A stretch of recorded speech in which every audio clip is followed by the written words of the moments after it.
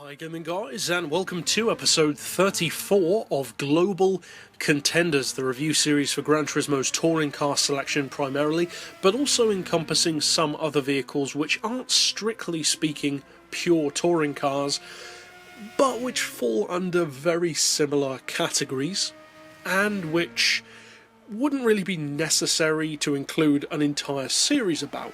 Such as V8 supercars from Australia, because we only have one of those on the game, and also Cup cars. Because of course Cup cars, and also by extension trophy cars like the Renault Clio and Megane Trophy, are very similar to touring cars, but they're technically kind of not touring cars. They tend to be one-make racing series vehicles which share many similarities to touring cars. They're production-based vehicles for the most part. They have reasonable amounts of power rather than extreme power, which you'd see in a higher level racing machine. And they tend to be slightly more affordable. Now that doesn't encompass all touring cars, but in general, those are all very similar things. Now, as far as Cup cars go on Gran Turismo, you've got a reasonable selection. There's not a huge amount, but the ones which we do have are interesting enough. And from what I've personally seen, the category and the racing style of Cup cars doesn't seem an overly popular one on Gran Turismo 6. And that surprises me, because it seems like the kind of thing that would. It's the kind of car category, especially for one-make racing, that you could get a whole group of friends with similar skill levels and enthusiasm for that one-make racing style, and have a lot of fun with the concept. But people don't really seem to do that with these cars. I guess the fact that they are slower than other racing cars probably has a bearing, or maybe people just don't think of doing it. But for those who are interested in doing that, these cars really do offer great potential in that regard. Now, this particular vehicle is the Nissan Micra, or MMR, Cup car. It's available in a wide variety of colours, and importantly for a Cup car, it's dirt cheap. The same, in fact, as the Beetle Cup car at 25 grand. That means, in comparison, that it's a little bit cheaper than the Lupo Cup cars, and as I said, the same as the Volkswagen. So what do you get for that? Well, overall, I would say that this is definitely the most inconspicuous and definitely the best sleeper of the Cup car class. After all, it's a Micra, and the Micra isn't exactly considered to be a rapid vehicle. It can be when tuned, but people don't think of it as that, not unless you're a fan of the Micra. Whereas vehicles like the Beetle RSI, which is essentially what the Cup car is a variation of, and some others, not so much the Lupo, but vehicles like that, the Clio Trophy, the Megane Trophy, they already have an existing image of performance, especially vehicles like the Clio V6. The Micra doesn't really have that, especially not outside of Japan. So this vehicle could potentially have that going in its favour. Now, as far as spec, for 25 grand, pretty much anything would be impressive, because that's dirt cheap for a racing car. But what you get is actually pretty impressive. It's only got a 1.2 litre engine, it's front wheel drive as you'd probably assume, but fully tuned, that tiny 1.2 litre engine can put out 250 horsepower. That's not bad at all.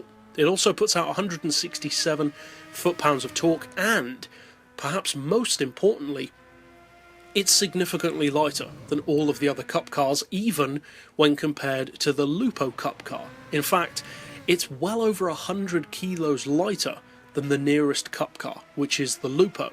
The Lupo in its lighter form weighs 771 kilos, the Micra weighs 628, a massive margin, and of course it's far lighter than the Beetle and also the trophy cars from Renault. Now, the fact that it's so light, coupled with the decent power, means that the horsepower per tonne is really good. It's just under 400, and that's serious hot hatch territory. Now, the PP is way too high for its own good at 519, but that's not too surprising given that it is a racing vehicle and it is lightweight. Those two things put together do generally, at least usually, put the PP too high. In the case of this vehicle, unless you're doing one-make racing, of course, you definitely don't want to race it that high. I would say any higher than 475 PP and you're pushing your luck. With the most skilled of drivers, maybe. But for most people, not a chance. Now, as far as overall performance, the top speed and acceleration aren't going to blow your mind. but the acceleration is more than good enough against other Cup cars and some lower level touring cars, as long as they're not tuned too highly, and the handling, as you'd expect, is the standout point. Now for 25 grand, I would say that this is a decent vehicle to get used to the principles of racing vehicles in. If you're a less experienced driver and you want to basically learn what handling a much more focused, track-ready vehicle is like, but aren't necessarily ready to take on something like a GT car or an LMP, then a Cup car is a great place to start. Most people don't do that though. Most people just jump in headlong, and personally, I prefer that method. For those who do want to start low and work their way up though, this is a great place to start. It's cheaper than most of the other Cup cars, and it's lighter, and that means that it's great for a budget, and it's less vehicle to handle. Overall, in terms of competitive ability, it doesn't really go that far beyond one-make racing. It can be used on city tracks, at lower PP levels, just like the Beetle and the Lupos, but its competitive range is very limited. Not useless, but limited. For one-make racing, it's a great choice, and there are a pretty wide variety of colours to choose from, in a very similar way to the other Cup cars like the Beetle and the Lupos, so you're pretty much guaranteed to have a racing grid that can be quite varied. Overall, that's basically the best point about this car. It's perfect for one-make racing, has limited use beyond that, certainly isn't a bad car, but just isn't a vehicle that I'd recommend for everyone. If you're into more niched kind of racing, then it will probably serve you well. Otherwise, it's not an essential purchase.